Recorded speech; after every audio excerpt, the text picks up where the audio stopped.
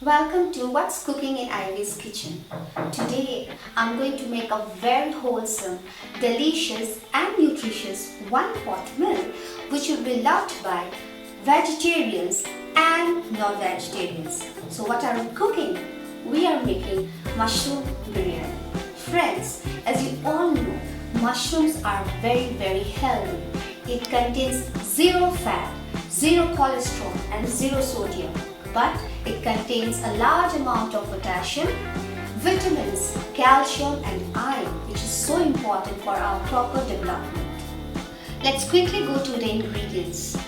Mushroom biryani comprises of 20 mushrooms, button mushrooms of different sizes. So the bigger mushrooms I have quartered them, and the smaller mushrooms I have just left it like that. I have also used 1.5 cup of Basmati rice, half a cup of curd, 2 tablespoons of heavy cream. I have used Amul cream, 3 medium-sized onions, finely sliced. Separately, 2 small onions which are finely sliced and fried. I'm also using 3 medium-sized tomatoes which has been pureed, 1.5 tablespoons each of ginger and garlic paste, 2 green chillies slit lengthwise, 1/4 cup of fresh coriander leaves, 1/4 cup again of mint leaves, which are both of them are finely chopped, 1/4 cup of dried methi leaves, cashews for garnishing. We'll also require few whole spices like bay leaves. I'm using 2 bay leaves, 2 black cardamom, 2 green cardamom, 2 cinnamon pieces around 2 cm in length, 10 cloves, 10 peppercorns, 1 blade of mace, 1 star anise. This is also called phul chakri and it has a divine smell. Now this is also optional. We'll also be using a few powdered masalas. First of all, half a teaspoon of garam masala powder, 1 tablespoon of dhania powder, half a teaspoon of turmeric powder, half a teaspoon of jeera powder, half a teaspoon of black pepper powder and 1 teaspoon of red chilli powder, half a teaspoon of biryani masala. Now this is absolutely optional. We'll also use gulab jal or kera water, 1 teaspoon. So let's start. We'll switch on the gas and put a wide mouth pan with 4 to 5 cups of water and let it boil. For the whole masalas, what we'll do is we'll use half of them for boiling the rice so that all the flavors also get into the rice, and the rest half will be used in cooking the mushroom.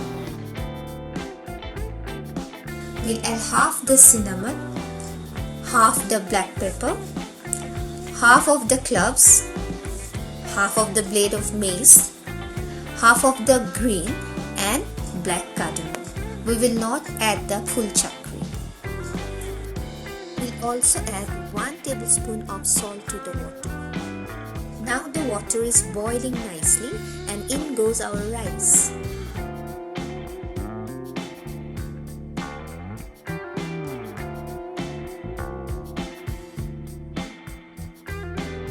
We'll stir the rice gently and occasionally as it boils.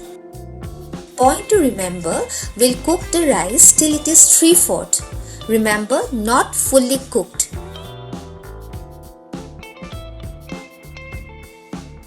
Now the rice is exactly at the stage we want, so we will drain it immediately.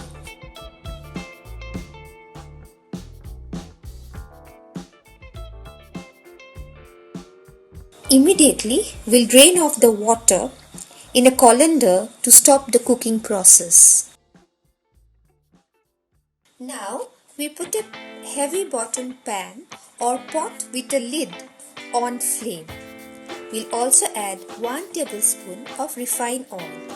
Now, we fry the cashews which are meant for garnishing.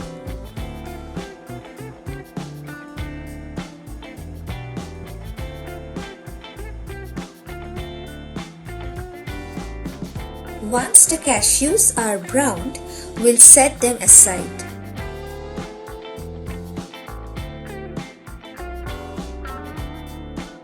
Now we'll add 5 tablespoons of ghee to the pan.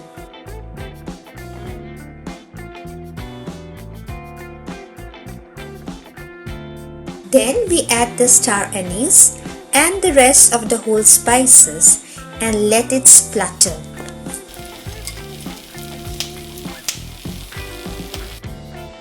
Now we add the sliced onions and fry them till translucent.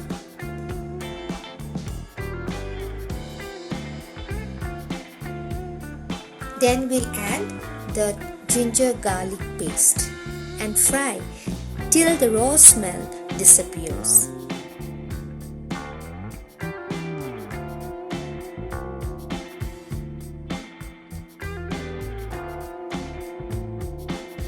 We now add all the dry masalas except the biryani masala and cook for 1 to 2 minutes.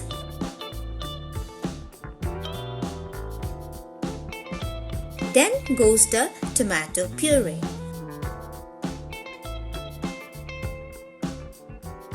So we cook till the masala thickens and oil floats on top.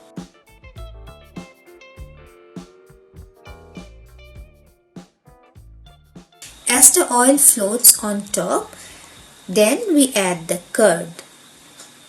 Stir.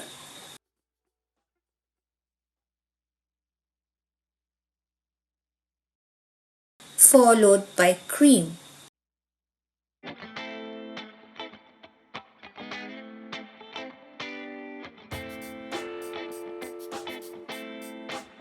Biryani masala,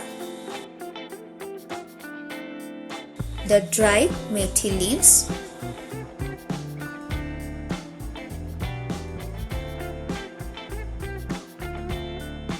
now we add half of the fresh chopped dhania and half of the pudina leaves. Stir. Then we add our main ingredient, mushroom, and gently stir for 1 to 2 minutes.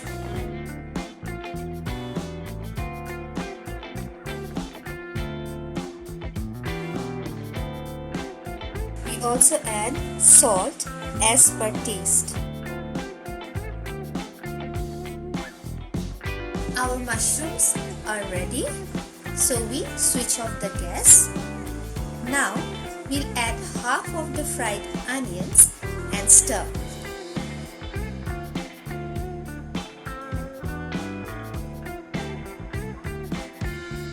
We gently layer the cooked rice over the mushroom mixture.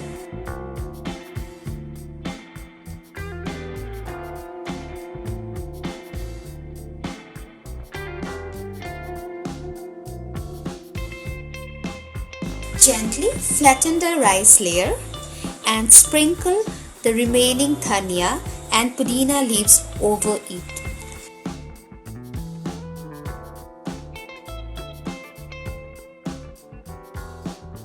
We'll also add the remaining fried onions,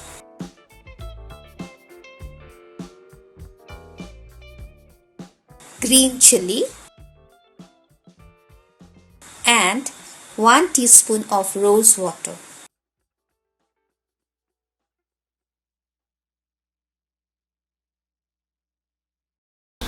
This is the cover of the pot, and this is a towel. This is a kitchen towel which I have soaked in water and squeezed the water dry. Now what I'm going to do is I'm going to wrap it up nicely and cover the biryani pot. So we'll cover the pot and switch on the gas. We'll switch on the gas now.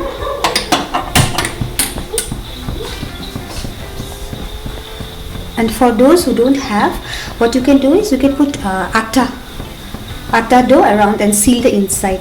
So I'm not using atta, I'm using the wet cloth. Now simmer the gas, very important, simmer the gas. Hi friends, our biryani is on done. We leave it for around 10 to 12 minutes. In the meantime, we'll make the raita. For raita, we require 1 cup of dahi, 1/4 cup of cream, then half a teaspoon of jeera powder, half a teaspoon of lal mirch, red chilli powder, and salt according to taste, and some amount of sugar. We add the curd and whisk it.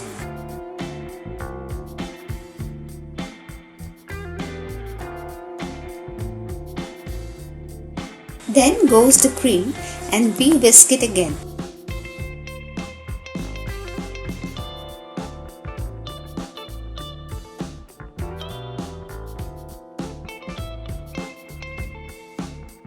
Now we add the jeera and red chilli powder and whisk again.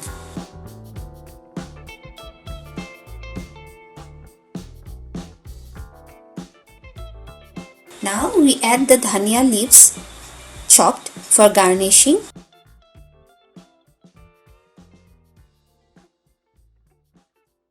We also add the salt as per taste and powdered sugar.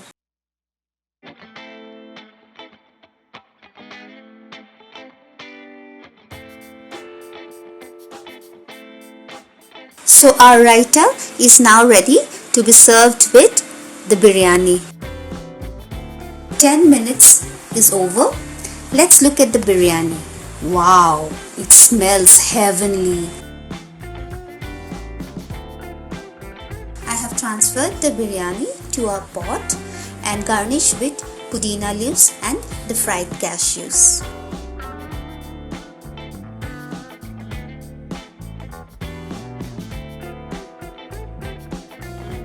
So friends, finally we are done with the mushroom biryani. You can see how nicely it has come to. I'm sure it will taste good as well.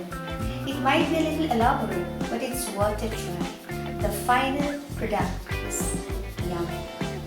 So friends, if you think that this is another interesting recipe, do like, share and subscribe. Till then, stay safe and stay healthy.